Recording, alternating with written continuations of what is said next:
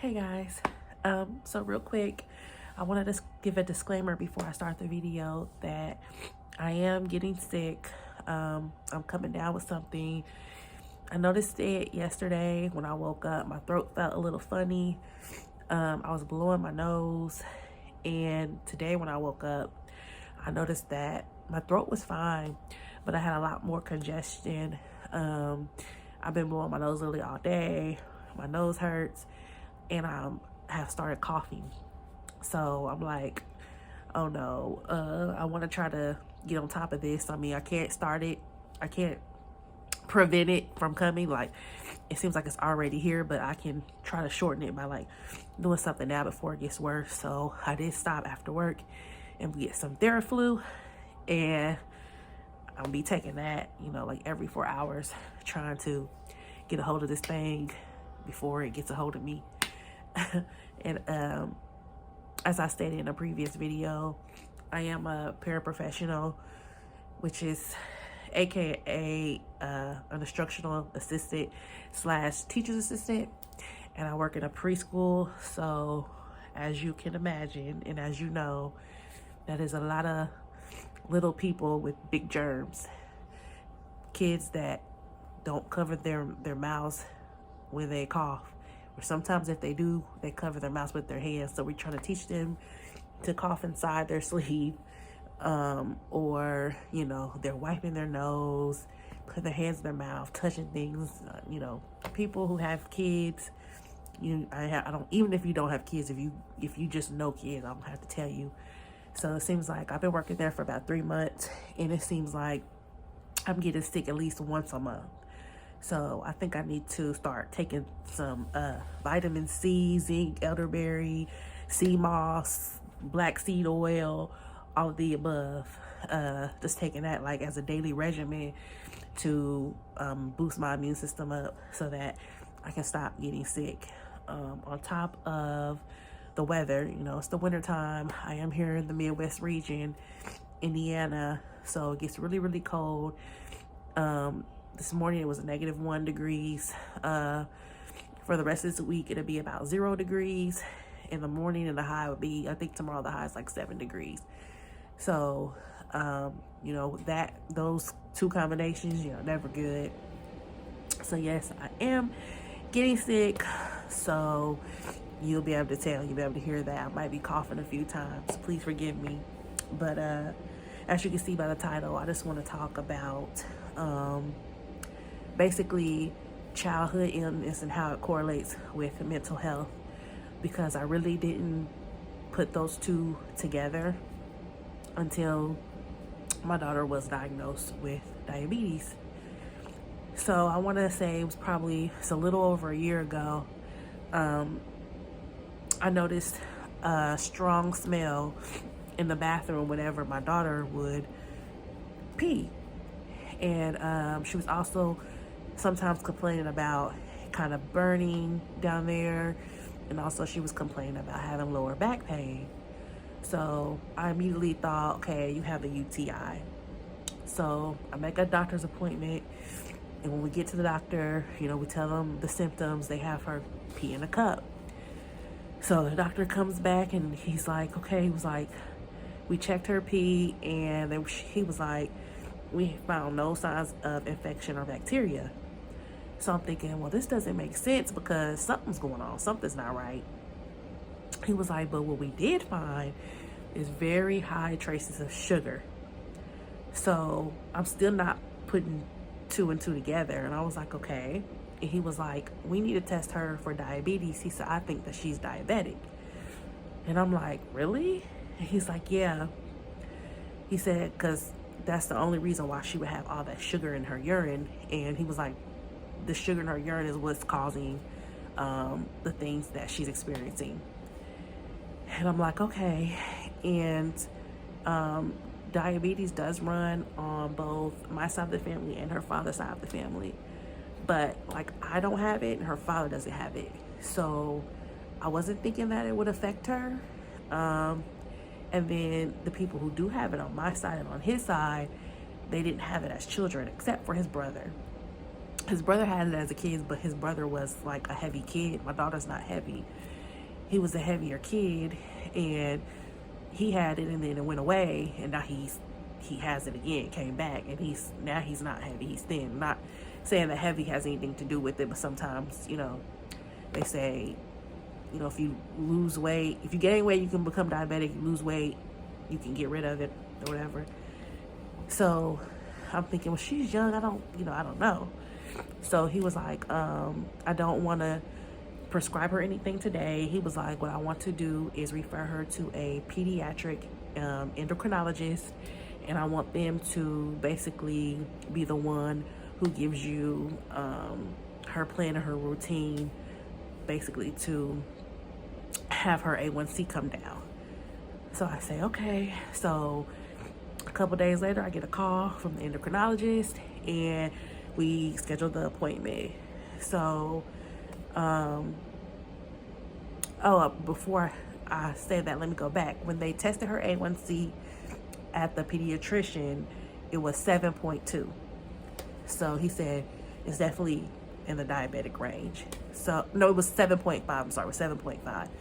So we went to the endocrinologist, and she was like, what I want to do is I want to start her on oral medication called metformin, which I am familiar with metformin because I was a pharmacy tech for about 15 years.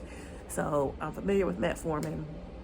And so I'm like, okay. I'm like, well, do they have that in a liquid? And she's like, no, because she not swallow pills. I'm like, no. She's only 11 years old. At that time, she was 11. And she said, okay. She said, well, I can give her tablets that you can crush. She said, but the only thing is, it's not the extended version. So she would have to take it, like if she could swallow the pills, she could do it once a day. Because the crushable pills only last for like in your system for I don't know how long, 8 hours or so. She would have to take it twice a day. So she was like, she'll have to do one in the morning, which is a 500 milligram, and a 500 milligram at night. And you could crush it and give it to her like that, you know, put it in something. So I'm like, okay. So, and then they told me like, she would need to watch her diet. She would need to try to exercise at least 30 minutes a day, which she was in gym at that time. So I was like, that's the exercise part. I'm like, it's the diet part that's probably gonna be hard for her, because she was obsessed with Takis before this happened. Like, she ate a lot of Takis, and she loves hot stuff in general, but like Takis was a big thing, like it is for most kids. And sometimes I like wonder, like, did it have something to do with it?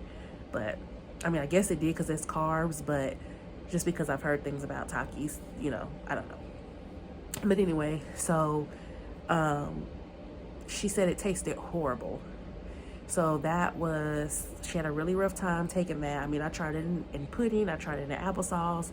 She wanted me to put it in her drink. She likes sugar-free Sprite and Propel water. So I would try to crush it up, put it in there, but it's like she could always taste it. She said it was so nasty. So it was really hard. It was also hard for me to try to like finger poke her, because we would be getting error messages, or she would like not want her fingers poked, and it was just, you know, really difficult to adjust to that. So when we ended up going back in 3 months, they did her A1C again, and it went down to 7.2. So from 7.5 to 7.2. So the doctor was like, well, we really want to see it like in the 6s. So she was like, what we're gonna do is we're gonna up the dose. So she was like, I'm gonna have you start off for a week giving her 2 tablets in the morning and 1 tablet at night, and then I want you to titrate up to 2 tablets in the morning and 2 tablets at night. So altogether 4 pills, each pill 500 milligrams a piece. That would equal 2,000 milligrams in a day. So, you know, I'm not familiar with how much you should get. She's the doctor. I just trusted what she said to do. So when I'm giving her this, like her uncle and her grandmother, who are diabetic, they're like, we're grown and our A1C is higher than that. We don't even take that much metformin. She's taking too much metformin. She's no way she should be taking that much. Now, mind you, her grandmother, she's on metformin, but she's also on insulin as well. So I'm thinking maybe that's why she wasn't on as much metformin. Her uncle was like, no, that's too much, you know. And I'm thinking, well, it's a doctor, wouldn't she know? So I did voice those concerns to the doctor. And she told me that this is not an uncommon dosage for children with A1Cs that high. And this was, you know, the most that she could have. She was like, she wouldn't be able to get more than this. If this didn't work, she would have to go to insulin. She's like, but we want to try to get it controlled with oral medication so that she wouldn't have to stick herself with insulin, you know. So I was like, okay. So we tried it.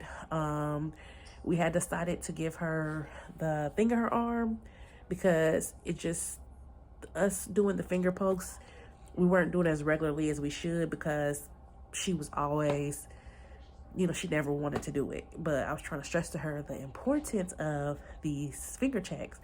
So I finally convinced her to get the thing in her arm. And I love that because it was so convenient that I could just look at it on my phone and see what her sugars were at all times, you know, even when she wasn't around me, as long as she had her phone by her. But then I think some of the kids started noticing it sticking out through her shirt, and I think she became self-conscious about that. And once it fell off, she didn't want it back in. She wanted to go back to finger pokes.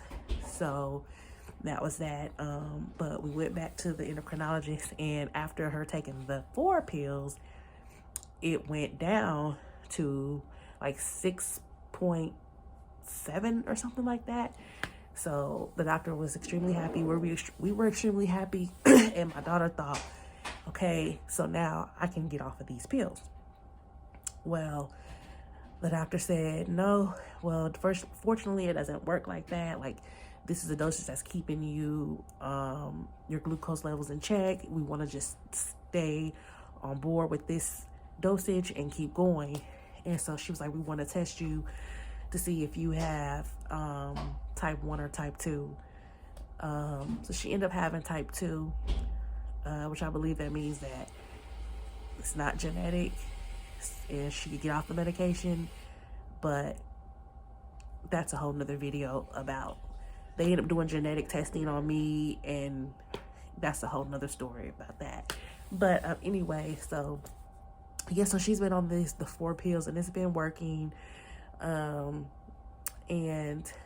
one thing that they do is they'll have like a therapist come in and talk to her and just ask her like, how is she feeling about having the diabetes? How does it make her feel, you know, and all that. And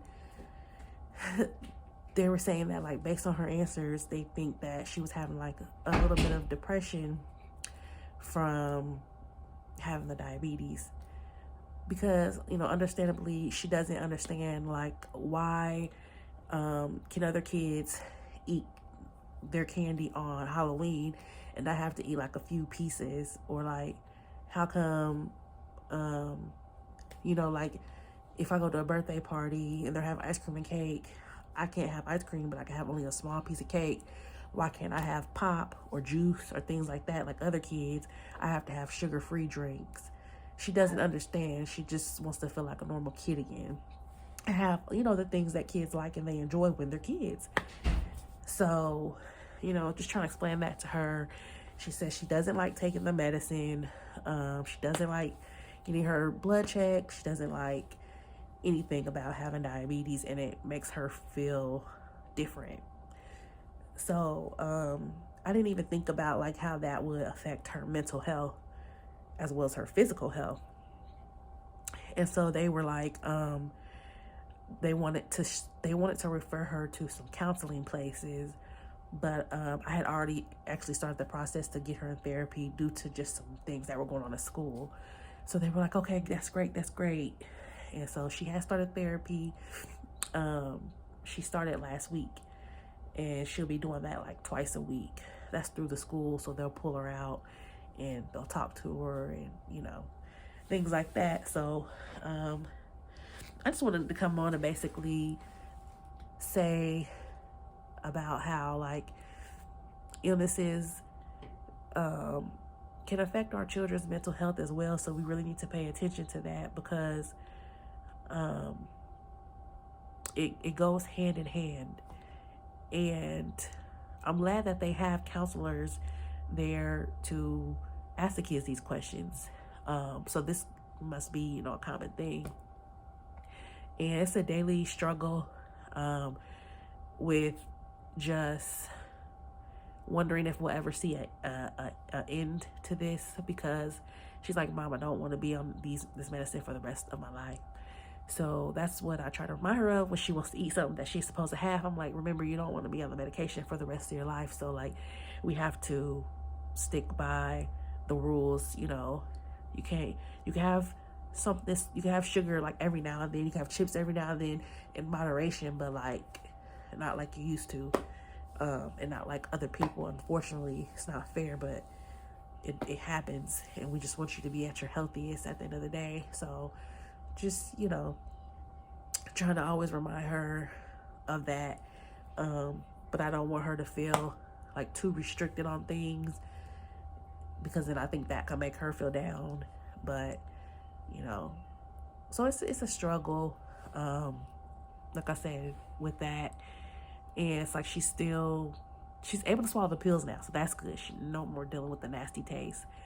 But it's like she's still like, even when I'm like, it's time to take your medicine, she's like, like, and I'm like, we've been doing this for like over a year, but it's like it's gotten easier, but it's still something that she dreads, you know what I'm saying? And understandably, but because she's a child, she doesn't fully understand and get it. So that's that. But guys, I better get my butt off here and take some medicine and get to bed. I hope that everyone is staying well and healthy. Make sure you guys are loading up on your vitamins so you don't be like me. Make sure you're bundling up when you go out and staying warm. And I will talk to you guys later.